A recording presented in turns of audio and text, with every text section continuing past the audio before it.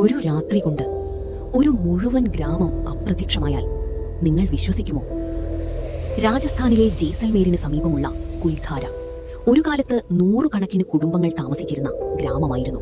എന്നാൽ ഏകദേശം 200 വർഷങ്ങൾക്ക് മുമ്പ് ഗ്രാമവാസികൾ എല്ലാവരും അവിടെ നിന്ന് പോയെന്നാണ് ചരിത്രം പറയുന്നത്. ഒരു പ്രാദേശിക കഥയനുസരിച്ച് ഒരു ക്രൂരനായ ഭരണാധികാരിയുടെ സമ്മർദ്ദത്തിൽ നിന്ന് രക്ഷപ്പെടാനാണ് അവർ ഗ്രാമം വിട്ടതെന്നും, എന്നാൽ ചരിത്രകാരന്മാർ മറ്റൊരു വിശദീകരണവും നൽകുന്നു. അപ്പോൾ സത്യമേതാണ്? ശാപമോ, ഇതോ ചരിത്രം ഇതുവരെ പൂർണ്ണമായി പറയാത്ത ഒരു രഹസ്യമോ? എന്നാൽ ഒരു ചോദ്യം ഇന്നും ഉത്തരം കിട്ടാതെ തുടരുകയാണ്. എന്തുകൊണ്ടാണ് ഒരു മുഴുവൻ ഗ്രാമം ഒരൊറ്റ രാത്രിക്കുള്ളിൽ എല്ലാം ഉപേക്ഷിച്ചു പോയത്?